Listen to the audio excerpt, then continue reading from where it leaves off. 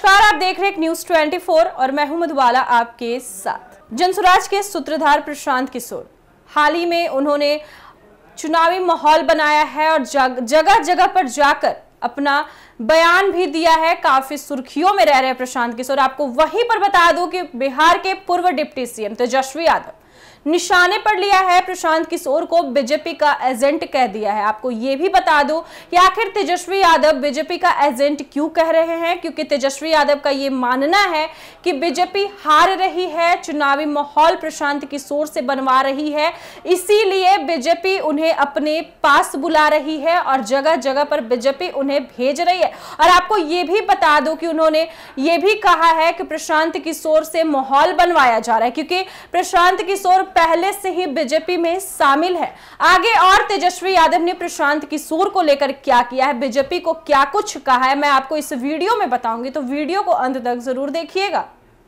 जनसुराज के संस्थापक और चुनावी रणनीतिकार प्रशांत किशोर को आरजेडी नेता और पूर्व डिप्टी सीएम तेजस्वी यादव ने बीजेपी का एजेंट करार दिया है और कहा है कि जब भाजपा हारने लगी तो तीसरे चौथे चरण के चुनाव के बाद उनसे माहौल बनाने के लिए उन्हें बुलवाना शुरू कर दिया है। वे भाजपा की मानसिकता के आदमी हैं, भाजपा इनको घुमा रही है। साथ ही साथ ये भी बता दूं कि भाजपा उन्हें फंड दे रही है। तेजस्वी यादव ने प्रशांत किशोर और बीजेपी पर हमला बोलते हुए कहा है कि उस वीडियो का भी जिक्र किया है। बीजेपी वालों का जो वीडियो जो था हाल ही में जो आप लोगों ने देखा था, जिसमें नीतीश कुमार ने कहा था कि प्रशांत किशोर को पार्टी का राष्ट्रीय उपाध्यक्ष हम अमित शाह को कहने पर बनाए हैं। तेजस्वी ने कहा कि ये तो शुरू से ही बीजेपी के रहे हैं और जो पार्टी इनके साथ काम करेगी वो बर्बाद हो जाएगी। प्रशांत किशोर अपने जिलाध्यक्ष को सैलरी पर रखते हैं। विश्व की सबसे अमीर पार्टी भाजपा भी नहीं रखती होगी। अपने जिला अध्यक्ष को सैलरी पर रखना न गाड़ी देती होगी, लेकिन ये करते हैं। पता नहीं पैसा कहां से आता है इनके पास। तेजस्वी ने कहा कि आप सभी लोगों ने देखा होगा कि पिछले साल ये किसी के साथ काम करते हैं, फिर किसी और के साथ डेटा इधर उधर करते हैं। आज आपका डेटा ले लिया, कल उसे दे दिया। इसी तरह का काम करते हैं प्रशांत किशोर। हमें व्यक्तिगत तौर से उन्हें कुछ को नहीं कहना चाहिए, लेकिन आपको ये समझना होगा कि प्रशांत किशोर बीजेपी मानसिकता वाले हैं और भाजपा के एजेंट हैं। एक रणनीति के तहत बीजेपी इन्हें घुमवा रही है और फंड भी दे रही है, लेकिन हमको भी मालूम है कि ये कहां कहां फंड दे रहे हैं।